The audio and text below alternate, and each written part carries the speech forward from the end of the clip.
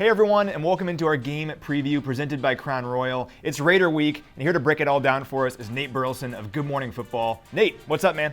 I'm chilling, man. How you doing? I'm good. We're 4-0, looking to be 5-0 here on Sunday, and want to ask you about these Raiders. Looking at the squad, they start 2-0. They're 0-2 since then, 2-2 on the year. I want to first ask about this offense with Derek Carr. You know, he's been pretty good, had some fumbles and some big moments, but also 8 touchdown passes, no picks so far this year. Looking at some weapons around him, Josh Jacobs, Darren Waller, big target for him. What do you make of this Raiders offense so far?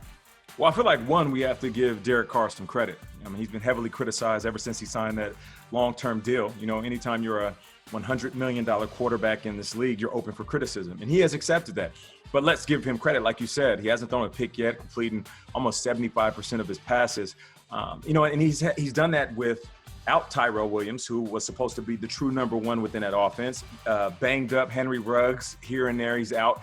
And then Darren Waller, who will 1 week give us 15 plus catches, and then another week not necessarily disappear, but when teams decide to focus on him, like we saw with the Patriots, saying, you know what, we know who their strength is. We know that he is one of the best hybrid tight end / receiving players in the league. So let's focus on stopping him and see if this offense can keep moving without him. He's one of those guys that they have to lean on. And you mentioned Josh Jacobs. Josh Jacobs came in the league and he didn't run like a typical rookie. I've always said that he runs like a guy who has been there before. And if you understand where he came from and have listened to anything regarding his personal story, you kind of get it why he runs so hard. But this is an offense that you shouldn't take lightly. You know, I feel like you can look at this one of two ways. You can say they're the Raiders, they're struggling, they're trying to catch the rhythm. Or you can look at this offense and say, if they can complete majority of the passes thrown to Darren Waller, move the chains with that big target, get some big splash plays by complimentary receivers, and then feed Josh Jacobs, which we know they're not afraid to give Josh Jacobs the ball 25, 35, even 40 times if they need to. And if they do that, I think that's the best defense, because you're also keeping Pat Mahomes and that fantastic offense on the sideline. Well, that's that John Gruden offense, right? Trying to play football like it's 1998. He has a running back to do it for sure in Josh Jacobs. The good news for Chiefs fans, though, is this Chiefs defense since week 11 of last year is the best defense in football, 16.5 points allowed per game. So it's a good challenge there for this Chiefs defense for sure, looking to keep that going. Now, flipping things over to the Raiders defense, they've invested a lot of high draft picks on this defense. Guys like Max Crosby, Jonathan Abram, a lot of good defensive players. It hasn't really worked out so far this season. They're allowing 30 points per game. What are your thoughts on this Raiders defense? Well, one, they have to get healthy. They've been banged up. I mean, having Jonathan Abram on the field, I mean, that's a big deal, because last year he went out with that upper body injury. And you could just see when he's on the field, even though he's a second-year player, he flies around and he brings a different type of excitement. And he's not in the Tyrann Mathieu conversation. I'm not saying that. But when Tyrann Mathieu is on the field, there's just such a big difference. Same thing with Jonathan Abram. He brings that excitement, that thump, like he's going to come down and hit you, whether you're a wide receiver, tight end, or running back coming out of the backfield. You mentioned Max Crosby. Yeah, he's the bright spot of this defense. He's physical, he's strong, and he has that like J.J. Watt engine to him, where you know he's just going to keep coming and keep coming and keep coming all game long. Farrell is one of their early draft picks that Mayock spoke highly of, that's going to have to step up. We need to see him make more plays. But this is a defense that can catch you off guard. You know, I'm always a guy that's going to look at the numbers and understand that there can be a little bit of mystery surrounding what we see statistically.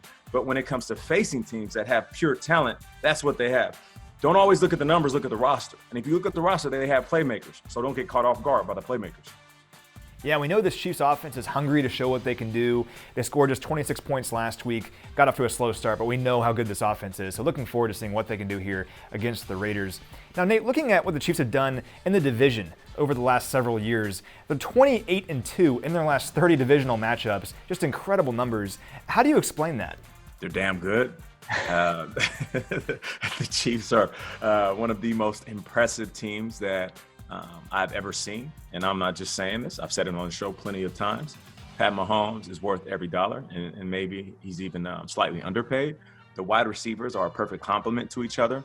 Travis Kelce is the best tight end in the game. I don't care if you want to argue with me or not.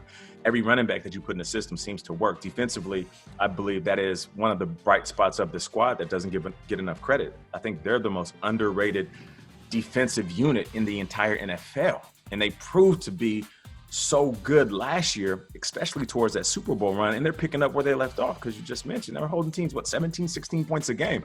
But yeah, I I don't know what to say that hasn't been said before. Andy Reid has adjusted his style of coaching, style of play calling, like somebody would adjust their fashions. And I've always said, if you're an older coach that's seen decades and decades of football, if you don't adjust your offense to the style of play, which the NFL is, the skill set of your quarterback and playmakers, then you're going to be outdated quickly. And you'll see those coaches. Those coaches get fired every single season. It's like seeing a guy with bell bottoms and a butterfly collar, and you're like, that's not really the fashion nowadays. You're going to have to create an offense that wears like a custom-made suit. And that's what Andy Reid does. He tailors his offense around the skill set of the players. Every week, I am blown away that I am seeing plays that I've never seen before, or just seeing plays that I've seen but remixed slightly different to work for the squad of the Kansas City Chiefs. I'm not going to lie to you. I had this idea of coming back to football. Like I retired semi-early. I was a little banged up at the end of my year. And I've always thought to myself, I'm never going to play again. I'm happy with my retirement. But as I watched the Chiefs evolve over the last couple of seasons, I've had this conversation when I was sitting alone in the bed. I'm like, man, do they need help on that staff? Like, where can I join the weight room staff, the equipment staff? I know I could be a good wide receivers coach, but they have one. I mean, I can teach cornerbacks. Like, I really want to be on the staff. Not because I want to get back into coaching, because those hours are crazy. I want to get on staff because I want to win a Super Bowl ring. And I know that the Chiefs are going to win a few of them over the next handful of years. So to answer your question the very long-winded way, they just have the perfect blend of talent, humility, and great coaching. That's awesome to hear. We'd love to have you. I'll put a good word in. Love to have Nate Burleson on this put a good word staff. in for me, man. I can help out. You know, whatever you need me to do, I'll sweep the field. I just want a ring. I played 11 years and didn't get one. That's fair. Hey, I'll get you out of here on this. Who wins the game on Sunday, and what's the final score? The Chiefs will win the game. I feel like the first quarter is going to be a battle. The Raiders, they're going to have some energy. They're going to fly around. It'll be a back and forth affair through the first quarter.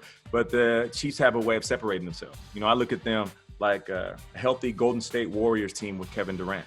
You know, the game could be close, and we're sitting here watching this basketball match go back and forth. And then after 5 3-pointers in a row and a couple of defensive stops, the game has opened up to a 15-point lead. That's what it's like with the Chiefs. The games are close, and they might stub their toe occasionally. Pat Mahomes isn't going to be perfect, but the moment they have that big play, a creative play that catches a defense off guard, Sammy Watkins catches a 5-yard hit and turns it up for 50, and then Tyreek Hill, as little as he is, climbs the ladder and jumps over the entire defense, makes a huge play, and then Pat Mahomes is just Michael Jordan fist pumping and smiling and doing the Jordan shrug. That's when the game opens up and it becomes somewhat of a blowout. So if I could predict the score, I would say the Chiefs are going to put up 35, and after a late game push, the Raiders will put up 18. Love the sound of that. Hey, Nate, appreciate your time, man. Good stuff. No problem.